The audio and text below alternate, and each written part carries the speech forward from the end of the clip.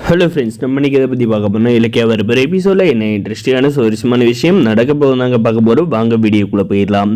நம்முடைய இலக்கியாவுக்கு பார்த்தீங்கன்னா ரேவதி சொன்ன விஷயத்தெல்லாம் கேட்டால் அதிர்ச்சி ஆயிடுறாங்க. இந்த விஷயம் நம்முடைய அத்தைக்கு தெரியுமோ அப்படின்ற மாதிரி நம்முடைய ஜானகியை போயிட்டு கேட்க போகிறாங்க. நம்ம ஜானகிட்ட பார்த்தீங்கன்னா அத்தை கௌதமோட அப்பா யாருன்னு உங்களுக்கு தெரியுமா இல்லை தெரியாதா அப்படின்ற மாதிரி கேட்குறாங்க. ரேவதி உங்களோட ஃப்ரெண்டு தான், ஆனால் அவங்க உங்ககிட்ட இந்த உண்மையை சொன்னாங்களா இல்லையான்றதான் எனக்கு டவுட்டாக இருக்குது. உங்களுக்கு எப்படி கௌதமோட அப்பா யாருன்னு தெரிஞ்சிருக்கும், சொல்கிறீங்களா அப்படின்ற மாதிரி கேட்டதுக்கு பார்த்தீங்கன்னா எனக்கு யாருன்னே தெரியாதம்மா. அதுவும் போக அந்த ரேவதியை மறுபடியும் கௌதமோட அம்மான்னு சொல்லாத, கௌதமோட அம்மா நான் தான் அப்படின்ற மாதிரி சொல்கிறாங்க. ஆனால் எனக்கு கௌதமோட அப்பா யாருன்னு தெரிஞ்சிச்சாத்த இப்போ நான் என்ன பண்ணுறது அப்படின்ற மாதிரி கேட்குறாங்க.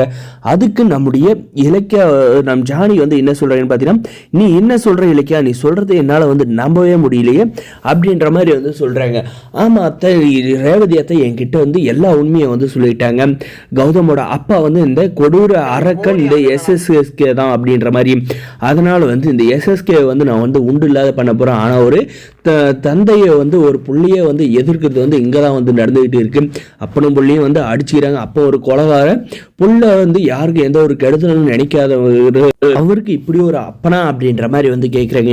இலக்கியா, நான் அதுக்கு தான் சொன்னேன், நீ தேவையில்லாத ரேவதியோட விஷயத்தில் மூக்கொன்று வலிச்சுக்கிட்டு இருக்காது. இந்த உண்மையை அவள் யார்கிட்ட சொல்ல மாட்டேன்னு என்கிட்ட சத்தியம் வாங்கினா எப்படி உங்ககிட்ட சொன்னா அப்படின்றத கேட்குறாங்க. அதுக்கு பார்த்தீங்கன்னா நம்மளுடைய இலக்கியா என்ன சொல்கிறாங்கன்னா, நான் அவங்கள ஹாஸ்பிட்டலுக்கு போன இடத்துல அவங்களுக்கு ஓவராக ப்ரெஷர் ஆகி அவங்களுக்கு ப்ளீடிங் வாயிலேருந்து ஏற்பட்டுச்சு. ஆல்ரெடி அவங்களுக்கு பிளட் கேன்சரால் இந்த மாதிரி ஆச்சு.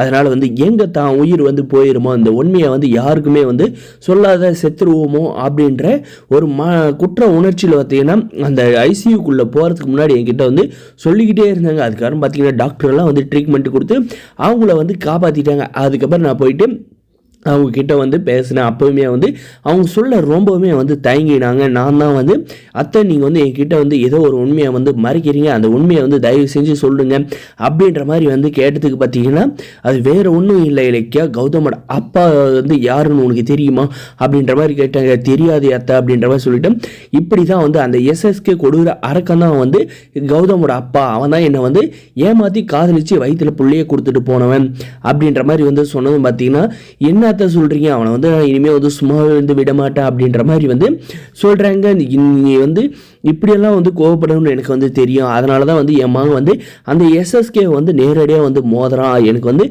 அவனால் ஏதாவது ஆபத்து என் மகனுக்கு வந்துருமோன்னு எனக்கு பயமாக இருக்குது. அதனால தான் இப்போ இந்த உண்மையை சொன்னேன். இப்பயாவது அவனை உங்களுடைய வாழ்க்கையில் அவங்களோட வாழ்க்கையில் அவனை தலையிடாது பார்த்துக்கோங்க.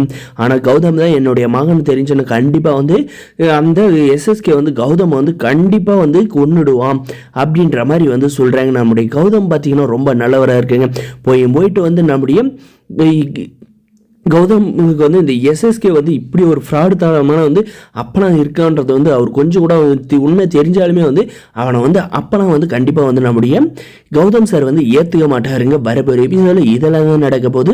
இந்த வீடியோ பிடிச்சிருந்தா லைக் பண்ணுங்கள், மறக்காத நம்ம சேனலை சப்ஸ்கிரைப் பண்ணுங்கள். இந்த இலக்கிய எல்லாத்துக்கும் பார்த்தீங்கன்னா இந்த எதிரி ஆகிட்டு இருக்க எப்போ பெருசாக ஆப்பைக்கு போவாங்களோ